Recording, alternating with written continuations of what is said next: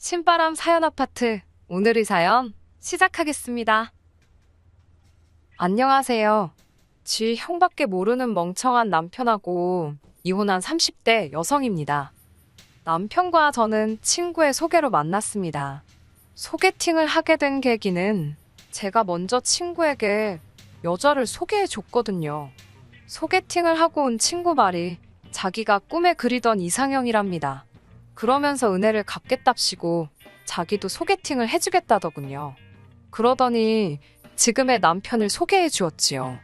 이미 이혼한 사이라서 남편이라고 부르기는 싫지만 그래도 일단은 편의상 남편이라고 부르겠습니다. 아무튼 처음에 친구가 소개팅 이야기를 꺼냈을 때 저는 그러지 않아도 된다고 괜찮다고 몇 번이고 사양을 했어요. 하지만 친구가 그러지 말고 한 번만 만나보라대요. 자기 친구들 중에 제일 착하고 괜찮은 사람이라면서요. 솔직히 말씀드리자면 남편을 만나기 전에 사귀던 남자는 소위 사람들이 말하는 나쁜 남자였습니다. 데일대로 데이고 헤어졌던 터라 이후로 한동안 연애는 꿈도 꾸지 못했어요. 그나마 조금 나아진 이후로는 첫째도 둘째도 심성이 고운 남자를 만나기로 결심했고요. 그런 와중에 친구가 착한 사람이라고 하도 추천을 하니 믿져야 본전 아니겠나라는 심정으로 소개팅에 나가게 된 겁니다. 중소기업을 다니고 있던 남편은 저보다 3살이 많았어요. 하지만 저와 처음 만났던 날 자기가 실수라도 할까봐 걱정을 한 건지 긴장도 많이 했고 제 앞에서 쩔쩔매는 게 눈에 보이더라고요. 그런 남편의 모습이 왠지 순수하게 느껴지기도 했고 이런 사람이라면 저를 함부로 대하지는 않겠다 싶어서 호감을 갖게 되었습니다. 게다가 막상 대화를 나눠보니 어쩔 줄 몰라 하던 태도와는 별개로 또 남자다운 면도 있었고 시간이 어떻게 가는 줄 모르겠더군요. 이후로 남편의 주도하에 저희는 2~3번 더 만나게 되었습니다. 그리고는 한 달쯤 지났을 무렵 남편이 저와 정식으로 교제해보고 싶다고 고백을 해왔네요. 결혼하기 전 저희는 1년 정도 연애를 했는데 이 세상에 장점만 있는 사람이 어디 있겠어요? 모든 것이 완벽해 보이던 남편에게도 단점이 하나 있었습니다. 그건 바로 눈치가 없다는 점이었지요. 눈치가 없다 보니 사람 속 터지게 하는 일이 종종 있었고 때로는 이기적으로 느껴지기도 했습니다. 하지만 지내다 보니 이것도 적응이 되어서 나중엔 웬만한 건 그냥 그러려니 넘기게 되더라고요. 솔직히 말씀드리자면 같이 살면서 제가 고쳐놓을 수 있을 줄 알았네요. 오만했던 거지요. 저희는 양가 식구들의 축복 아래서 부부의 연을 맺게 되었습니다. 한동안은 신혼의 달콤함을 만끽하며 행복한 하루하루를 보냈지요. 하지만 결혼하고 반년이 좀 지났을까요? 남편이 달라지기 시작하더군요. 아침마다 걸핏하면 회사에 가기 싫다고 그냥 관두면 안 되냐고 그러질 않나. 퇴근한 남편의 낯빛은 말 그대로 하얗게 질려있기 일쑤였는데 괜찮냐고 물으면 이러다 죽을지도 모르겠다는 무서운 말을 하질 않나? 처음에는 어려운 일을 맡기라도 한 건가? 체력이 딸리나? 이유를 물어도 제대로 말을 해주지 않으니 저 혼자 이런저런 상상만 할 뿐 환장할 노릇이었지요. 해줄 수 있는 일이라곤 남편을 어르고 달래는 것뿐이었습니다. 그렇게 2~5달쯤 됐을까 견디다 못한 제가 도대체 이유가 뭐냐고 당신 때문에 나도 하루하루가 지옥이라며 엉엉 울어버렸습니다. 매일 죽고 싶단 소리를 입에 달고 사는 남편이랑 무서워서 어떻게 살겠냐고요. 그제서야 남편이 한다는 말이 자기 상사가 바뀌었는데 그 상사가 자기를 무척 싫어한답니다. 일머리도 없고 눈치도 없다며 사람들 앞에서 걸핏하면 무안을 준다고요. 그러다 급기야는 남편 자리만 구석진 곳으로 옮겨서 한마디로 자기 피를 말린다네요. 차마 자존심이 상해서 저한테 털어놓지 못했다며 게다가 그 상사라는 인간이 사장 아들이라고 하니 뭐 말 다 했지요. 그 이야기를 듣고 있으니 속이 너무 상하더라고요. 내가 내 남편 눈치 없다고 욕을 해도 남이 하는 건 듣기 싫었으니까요. 게다가 바보마냥 당하고 있었을 남편을 생각하니 열불이 올라왔고요. 법적인 대응이라던가 생각을 안 해본 건 아닙니다. 마음 같아서야 그 상사라는 인간을 쫓아가서 어떻게 해버릴까 싶었고 남편에게도 당장 그 회사 때려치라고 해주고 싶었지만 솔직히 현실적으로 어려운 일이잖아요. 머릿속이 복잡하고 어려웠던 그때 남편이 넌지시 저에게 시댁 식구들이 있는 지역으로 이사를 가자고 하더라고요. 저는 서울에서 나고 자랐고 남편은 다니고 있던 회사가 서울에 있어서 서울에 정착한 케이스였습니다. 남편을 만난 곳도 데이트를 한 곳도 결혼식을 올리고 살림을 차린 곳도 전부 다 서울이었기 때문에 서울을 떠나는 건 상상해 본 적도 없는 일이었어요. 쉽게 결정을 내릴 수가 없었지요. 시부모님이 사시는 동네는 서울에서 차로 4시간 거리였고 시부모님께서는 은퇴를 하신 상황이었습니다. 시댁에서 차로 10분 거리에 위치한 아파트에 살고 계시던 아주버님은 남편보다는 3살이 많았고 유치원을 다니는 남자아이를 홀로 키우고 계셨고요. 남편은 회사 생활로 인해 사람들에게 환멸을 느낀다며 자기를 생각해주는 사람들이 있는 곳에서 지내보고 싶다고 저를 졸랐습니다. 당시 저는 프리랜서 작가로 일하고 있었기 때문에 사실 어디 살아도 크게 문제될 건 없었지만 그래도 줄곧 서울 생활만 했으니 지방으로 내려가는 게 내키지는 않았고 결국엔 싫다고 했습니다. 하지만 남편은 저에게 시간을 갖고 생각해보라며 저를 설득하고 기다리더라고요. 저 하나만 생각한다면 정말 내려가기 싫었지만 하루가 다르게 얼굴은 말라가는 남편을 보고 있자니 죄책감이 들더군요. 저는 고민 끝에 남편에게 혼자 내려가서 지내보는 건 어떻겠냐 물었습니다. 저는 친정에 가 있으면 된다고 먹고 사는 거야 뭐 둘 다 버는데 그럭저럭 할만하지 않을까 싶었거든요. 하지만 남편은 어떻게 부부가 떨어져 지내냐며 그건 절대 안 될 일이랍니다. 저랑 같이 가고 싶다며 이번만 양보해주면 자기가 평생 저에게 잘하고 살겠다대요. 울지만 않았지. 애걸복걸 매달리는 남편을 보고 있으니 짠하기도 하고 결국 승낙하고 말았지요. 내려와서 한 일 2주는 짐 정리도 하고 집도 꾸며보고 그러느라 이래저래 정신없이 시간을 보냈습니다. 집 이야기가 나와서 말이지만 이사 온 아파트는 아주버님과 같은 아파트 단지로 동만 달랐습니다. 단지가 작아서 걸어서 3분이면 닿는 엎어지면 코 닿을 거리였지요. 저는 아주버님과 가깝게 살고 싶은 마음은 솔직히 추호도 없었습니다. 하지만 시기상으로 맞는 전세 매물이 하필 아주버님이 사는 아파트 단지에 있어서 어쩔 수가 없었네요. 처음에는 컴퓨터가 핑계였습니다. 아무래도 제가 작가로 일을 하다 보니 업무용 컴퓨터도 있고 또 만일의 상황을 이해 여분의 컴퓨터도 두고 있거든요. 어쩌다 그 이야기를 아주버님께서 듣게 되신 건지는 모르겠지만 아주버님께서 당신 아들 그러니까 시조카가 컴퓨터가 필요한데 당신 집에는 없다며 저희 집에 몇 차례 찾아왔었어요. 매번 시조카를 데리고 왔는데 애가 얼마나 극성맞던지 한시도 눈을 뗄 수가 없었습니다. 올 때마다 물이며 주스며 쏟아대는 건 예산일이고 자기 뜻대로 안 되면 울어버리기 일쑤였지요. 제가 원래도 가뜩이나 아이들을 별로 좋아하지 않는데 예의 없는 시조카의 행동에 미쳐버릴 것만 같더라고요. 한편 남편은 남편대로 고향에 내려와서 사는 게 몇 년 만인지 모르겠다며 자기가 없는 사이에 너무 많은 게 바뀌었답니다. 그걸 핑계로 주말마다 아주버님과 어딜 가기가 일쑤였지요. 가는 거야 좋습니다만 꼭 저에게도 같이 가길 원했어요. 저는 집에서 쉬고 싶은데도 제가 안 가면 시조카가 서운해한다는 게 이유였네요. 거의 그런 식으로 2달 가까이 시간을 보냈습니다. 그뿐만이 아닙니다. 남편은 걸핏하면 저녁 식사 시간에 아주버님네와 시조카를 집으로 초대했습니다. 밥은 여럿이서 먹어야 맛이 좋다면서 그렇게 저희 집에서 고기도 구워 먹고 보쌈도 해 먹고 살림하는 분들은 이해하실 거예요. 하다못해 친정 식구가 와다가도 어쨌든 손님인지라 오기 전으로 해야 할 일이 얼마나 많은지 말이에요. 하물며 시댁 식구는 어떻겠어요.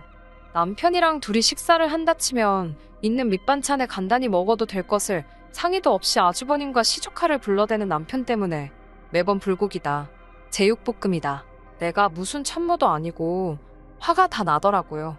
게다가 시조카가 절 좀 따른다 싶으니까 아주버님이 은근슬쩍 시조카를 저희 집에 두고 가기 시작했어요. 아주버님 말로는 시조카가 저희 집에서 자고 싶어 한다고 울고짜고 난리라며 그놈의 한 번만 소리를 어지간히 해대더라고요. 한 번은 아주버님께서 저희 남편을 불러내 밤새도록 진탕술을 마시기로 했다며 제 의사와는 상관없이 시조카를 저희 집에 두고 가신 적도 있어요. 그때는 시조카는 아무런 잘못이 없는데도 불구하고 애도 꼴배기가 싫을 지경이었지요. 막말로 먹고 사는 게 바쁘고 힘들어 부탁을 해오는 거면 저도 이렇게 화가 나지는 않았겠지만 저한테 시조카를 떠넘겨놓고 매번 놀러나 다니는 걸 알고 있었으니 저도 마음을 곱게 쓰기가 어려웠어요. 정말이지 내가 지금 이게 뭐하는 짓인가 싶더라고요. 결국 견디다 못한 제가 남편에게 아주버님도 시조카도 제발 그만 오게 하라고 치닥거리하는 거 너무 힘들다고 하소연을 했습니다. 이사 온 지 반년도 안 됐는데 내가 너무너무 힘들고 피곤해서 못 살겠다고요. 하지만 남편의 반응은 한마디로 제가 유난이고 생색이라는 식이었습니다. 우리도 어차피 식사는 해야 하는 거 아니냐며 수저랑 젓가락 하나씩만 더 놓으면 되는 건데 왜 그런 걸로 이렇게 나를 세우냐입니다. 누가 언제 저더러 고기 반찬 해서 올리라고 했냐며 그냥 있는 반찬에 한 끼 차려줘도 고마워할 거라네요. 하지만 제 입장에서 시댁 식구한테 있는 반찬에 고추장이나 비벼줄 수 있겠어요? 남편이 눈치고 센쓰고 물 말아먹은 건 알고 있었지만 깝깝하더라고요.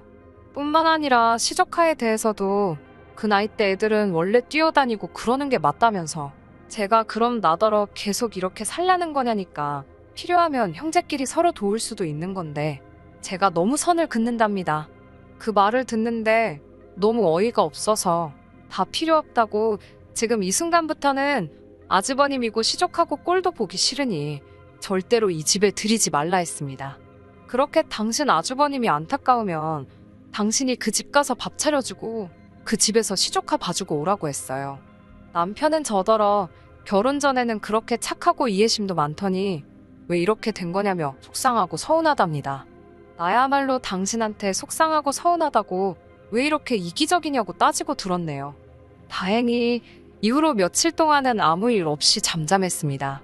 아주버님이 코빼기도 보이지 않았기에 저는 남편이 제 마음을 이해해 준 거라고 아주버님에게도 잘 이야기한 모양이라고 그렇게 믿었습니다. 하지만 며칠 뒤 누군가 저희 집을 찾아왔습니다. 현관문을 미친 듯이 두들겨서 놀란 제가 인터폰으로 밖을 내다보니 어머님이셨습니다. 무슨 일인지 알 수는 없었지만 일단 현관을 열어드리니 어머님께서 씩씩거리며 들어오시더라고요. 그러더니 저에게 왜 그렇게 신보가 고약하냐며 다짜고짜 화를 내시는 게 아니겠어요? 그게 무슨 말씀이냐 하니 이 집에 여자라곤 너 하나인데 거 밥 좀 하고 애 좀 챙기는 게 그렇게 어렵냐입니다. 아주버님과 시조카 이야기구나 싶으니까 이참에 저도 할 말은 해야겠다 싶더라고요. 전 어머님께 제가 남편하고 결혼했지 무슨 이 집 식모로 들어온 것도 아닌데 왜 아주버님 뒤치다꺼리를 제가 해야 하냐고 따졌습니다. 그리고 어머님은 여자 아니시냐고 그렇게 아주버님이 안타까우시면 어머님이 직접 밥도 해주시고 손자도 좀 챙겨주시지 왜 저한테 그러시냐고 할 말 안 할 말 다 했네요.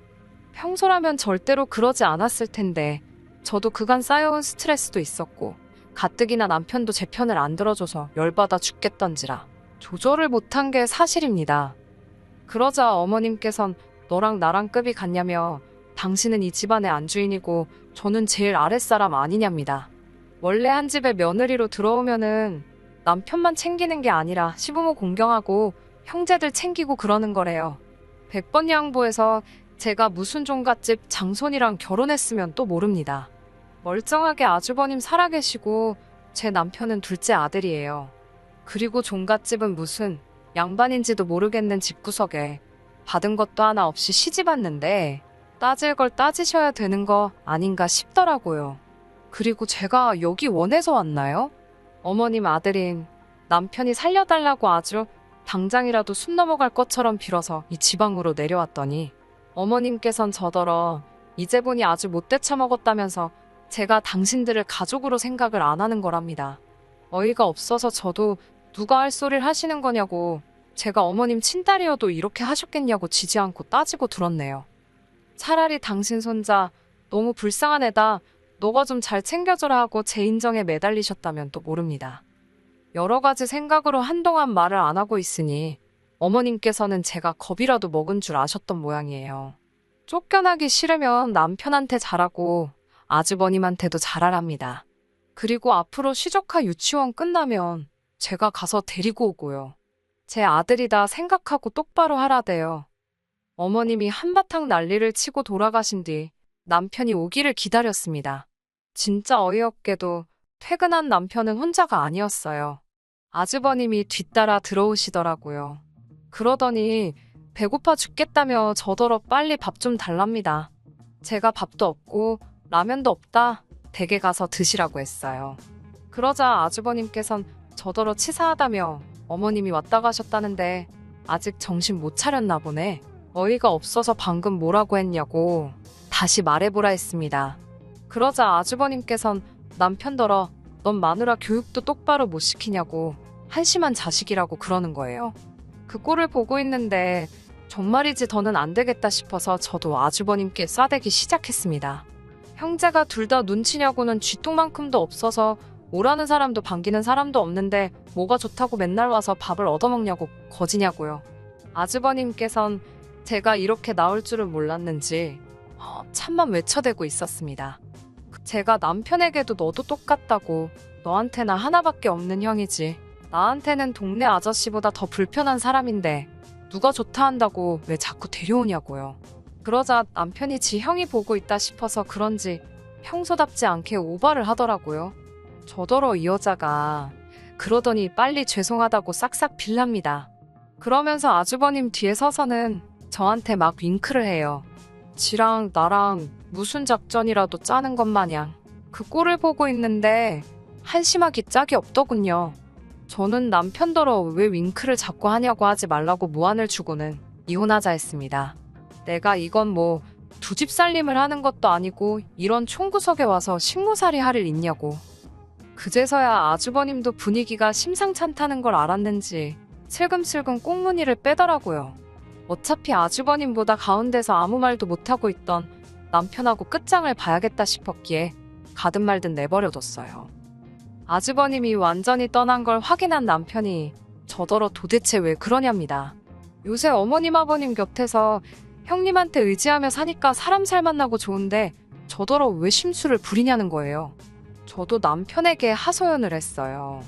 적당히 거리 좀 두고 사는 게 그렇게 힘든 일이냐고. 하지만 남편은 제 이야기에는 관심이 없었고 오로지 아주버님이 마음 상했을 것만 신경 쓰는 눈치였습니다. 자기를 얼마나 한심하게 봤겠냐며 저더러 일단 전화라도 걸어서 사과 좀 해달래요. 그렇게 또 처음 여기에 내려오자고 저를 조를 때처럼 애걸복걸하는 남편의 모습을 보자 이 사람은 눈치도 없고 이기적인 데다가 철딱서니까지 없구나. 이런 사람을 믿고 평생을 어떻게 사나 싶더군요. 이혼에 대한 결심이 확실해지는 순간이었네요. 이튿날 시부모님으로부터 전화 폭탄이 쏟아졌고 아주버님도 기분이 상했다는 둥 하지만 한 번은 용서해주겠다는 둥 다들 자기들 마음대로 북치고 장구치고 난리가 났더군요. 그러던지 말던지 저는 짐을 싸서 서울로 올라왔습니다. 어차피 전세는 제 이름으로 되어 있었기 때문에 정리하는 자체에 큰 문제는 없었고 그래서 제가 나왔어요. 1분 1초도 거기에 더 있고 싶지도 않았습니다. 신경전을 빌미로 남편과 말 한마디도 섞기 싫었으며 무엇보다 시댁 식구들에게 시달릴 걸 생각하니 끔찍했거든요. 후기랄 건 없지만 남편은 절대 이혼은 못한다고 거의 저희 집 앞에 드러눕다시피 했었어요. 그걸 본 친정아버지께서 차로 받아버린다고 하시는 거 저랑 친정어머니가 간신히 말렸지요. 이래도 저래도 제가 받아주질 않으니 남편도 악에 바친 건지 이혼에 동의를 해주지 않아서 지금 이혼 소송 중입니다. 하지만 변호사인 친구가 말하기를 시간이 걸려서 그렇지 이혼하는 데는 아무런 문제가 없을 거니까 너무 신경 쓰지 말라고 하더라고요. 아, 이제 당분간은 남 뒤치다꺼리는 그만하고 싶어요. 제 앞가림이나 하면서 혼자만의 즐거운 일상을 되찾을 생각입니다. 끝까지 들어주셔서 감사합니다. 오늘의 사연은 여기까지입니다. 구독과 좋아요, 알람 설정 부탁드리고 더 좋은 사연으로 다시 찾아뵙겠습니다. 감사합니다. 감사합니다. 감사합니다.